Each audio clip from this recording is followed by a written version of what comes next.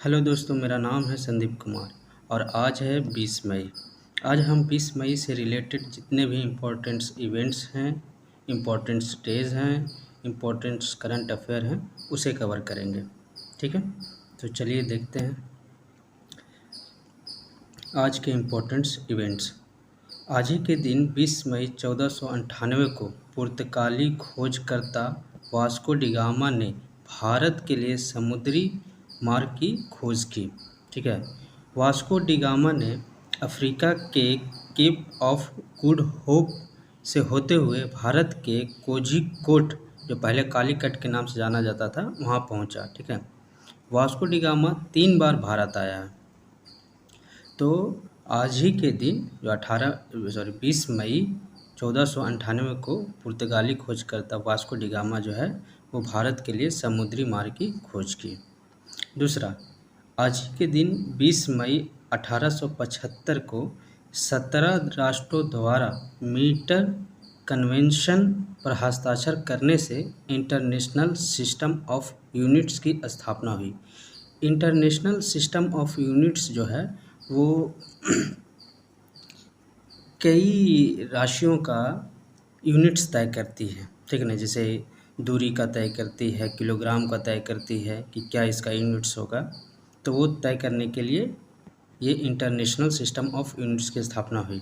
तो metre convention है क्या? मीटर कन्वेंशन, जिसे मीटर संधि के रूप में जाना जाता है, एक अंतर्राष्ट्रीय संधि है जिसे 20 मई 1875 को पेरिस में 17 देशों के प्रतिनिधियों द्वारा हस्ताक्षरित किया गया था। वैसे इंटरनेशनल सिस्टम ऑफ यूनिट्स का जो मुख्यालय है वो पेरिस में ही है। ठीक है ना, तो 17 देशों द्वारा हस्ताक्षरित किया था। उसमें Argentina, Australia, Hungary, Belgium, Brazil, Denmark, France, Germany, Italy, Peru, पुर्तगाल, रूस, स्पेन, स्वीडन, नॉर्वे, स्विट्ज़रलैंड, तुर्क साम्राज्य, संयुक्त राज्य अमेरिका और वेनेजुएला थे। तो इंटरनेशनल सिस्टम ऑफ यूनिट्स का क्या काम था उस समय कि लंबाई और द्रव्यमान के आधार इकाइयों के रूप में मीटर और किग्रा के नए प्रोटोटाइप को विकसित करना था। ठीक है। तीसरा, आज ही के दिन 20 मई 2011 में ममता बनर्जी ने पश्चिम बंगाल के मुख्यमंत्री के रूप में शपथ ली और ये ऐसा करने वाली बंगाल की पहली महिला बनी। ठीक है, तो ममता बनर्जी बंगाल की पहली महिला मुख्यमंत्री बनी 20 मई 2011 को। फिर 20 मई 1902 में क्यूबा को स्वतंत्रता प्राप्त हुई संयुक्त राज्य अमेरिका से, और टॉमस एस्ट्राडा पाल्मा देश के पहले राष्ट्रपति बने। ठीक है, तो 20 मई 1902 को क्यूबा को संयुक्त राज्य अमेरिका से स्वतंत्रता प्राप्त हुई और टॉमस एस्ट्राडा पाल्मा जो हैं वो राष्ट्रपति बने क्यूबा के। तो ये थी इम्पोर्टेंट इवेंट। अब देखते हैं इम्पोर्टेंस डे। आज जो है 20 मई को, ठीक है ना, 20 मई को विश्व मधुमक्खी डे मनाया जा रहा है। ठीक, तो विश्व मधुमक्खी डे जो है वो इनको मधुमक्खियों के सामने आने वाले खतरों, परागण के महत्व और सतत विकास में उनके योगदान के बारे में जागरूकता बढ़ाने के लिए मनाया जाता है।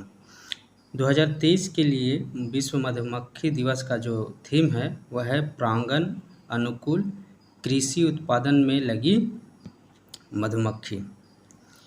इसके साथ साथ आज वर्ल्ड विस्की डे मनाया जाता है, इंटरनेशनल क्लिनिकल ट्रायल्स डे मनाया जाता है, नेशनल रेस्क्यू डॉग दिवस मनाया जाता है, वेट एंड मेजर्स डे मनाया जाता है, national be a millionaire day मनाया जाता है और national learn to swim day मनाया जाता है। तो इतने सारे डे जो हैं वो 20 मई को मनाए जाते हैं। ठीक है, अब देखते हैं आज के इम्पोर्टेंट करंट अफेयर। ऑपरेशन करुणा क्या है? ऑपरेशन करुणा जो है वो चक्रवात मोर्चा से प्रभावित लोगों को मानवीय सहायता पहुंचाना है। ठीक है, तो भारत ने म्यांमार में चक्रवात मोर्चा से प्रभावित लोगों को मानवीय सहायता प्रदान करने के लिए ऑपरेशन करुणा की शुरुआत किया है। ठीक है, तो चक्रवात मोर्चा से प्रभावित कौन है? म्यांमार है। तो ऑपरेशन करुणा जो है वो चक्रवात मोर्चा से प्रभावित लोगों को मानवीय सहायता पहुंचाने की भारत की पहल है। दूसरा, देश का पहला 8 लेन एक्सप्रेसवे किन राज्यों के बीच बन रहा है? वह है नई दिल्ली और हरियाणा के बीच। ठीक है, देश का पहला 8 लेन एक्सप्रेसवे दिल्ली और हरियाणा के बीच बन रहा है। नई दिल्ली में यातायात को नियंत्रित करने के लिए द्वारका एलिवेटेड 8 लेन एक्सप्रेसवे का काम जो है वो अप्रैल 24 तक केंद्र सरकार के बयान के अनुसार पूरा हो जाएगा। ठीक है, नई दिल्ली और गुरुग्राम हरियाणा में गुरुग्राम के बीच यह उच्च स्तरीय एक्सप्रेसवे नई दिल्ली, जयपुर, अहमदाबाद और मुंबई को जोड़ने वाले स्वर्णिम चतुर्भुज का हिस्सा है।